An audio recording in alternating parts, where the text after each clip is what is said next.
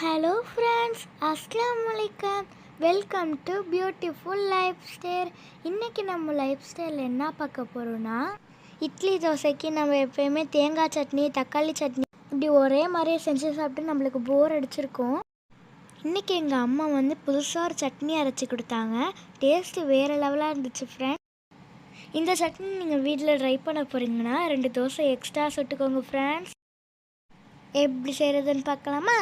வாங்க வீடியோக்குள்ளே போகலாம். அதுக்கு முதல்ல 5லேருந்து 6 காஞ்ச மிளகாய், விரல் சைஸ் இஞ்சி எடுத்து வச்சுக்கோங்க. 2 பல்லாரி வெங்காயம், ஒரு தக்காளி கட் பண்ணி எடுத்து வச்சுக்கோங்க. ஒரு கைப்பிடி மல்லிக்கீரை எடுத்து வச்சுக்கோங்க. ஒரு பேன் எடுத்துக்கோங்க.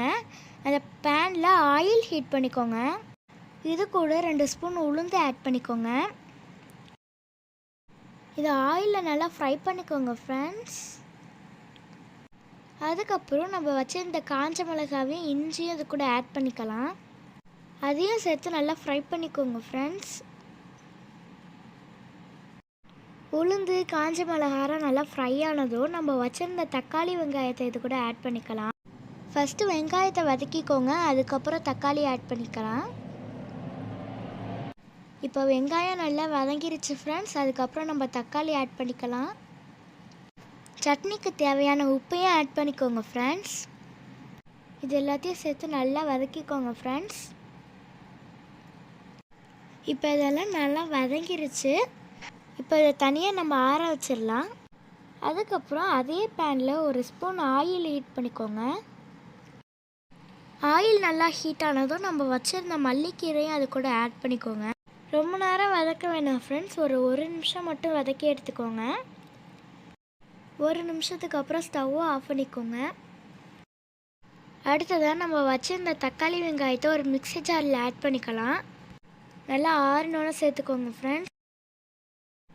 இதை நல்லா ஃபைன் பேஸ்ட்டாக அரைச்சிக்கோங்க. இதை மாதிரி நல்லா அரைச்சதுக்கப்புறம் நம்ம வச்சிருந்த மல்லிக்கீரை இது கூட ஆட் பண்ணிக்கலாம்.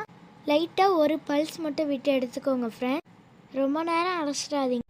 இந்த மல்லிக்கீரை 1-2 தெரியணும். அதுக்கப்புறம் நம்ம தாளித்து எடுத்துக்கலாம். ஒரு பேனில் ஆயில் ஹீட் பண்ணிக்கோங்க. கடுகு 1 ஸ்பூன், ஜீரகம் 1 ஸ்பூன், தேவையான அளவு கருவேப்பிலை தாளித்து நம்ம அது கூட சட்னி கூட ஆட் பண்ணிக்கலாம். அவ்வளோதான் ஃப்ரெண்ட்ஸ், நம்மளோட சூப்பரான சட்னி ரெடி ஆயிடுச்சு. இந்த சட்னிக்கு எங்கள் அம்மா பேர் வைக்கல. என்ன பேர் வைக்கலாம் நீங்களே கமெண்ட் பண்ணுங்கள் ஃப்ரெண்ட்ஸ். அவ்வளோதான் ஃப்ரெண்ட்ஸ், நீங்களும் வீட்டில் ட்ரை பண்ணிவிட்டு எப்படி இருந்துச்சுன்னு கமெண்ட் பண்ணுங்கள். உங்களுக்கு இந்த வீடியோ பிடிச்சிருந்துச்சுன்னா லைக் பண்ணுங்கள், கமெண்ட் பண்ணுங்கள், ஷேர் பண்ணுங்கள். மறக்காமல் சப்ஸ்கிரைப் பண்ணிடுங்க. பாய் ஃப்ரெண்ட்ஸ், அஸ்ஸலாமு அலைக்கும்.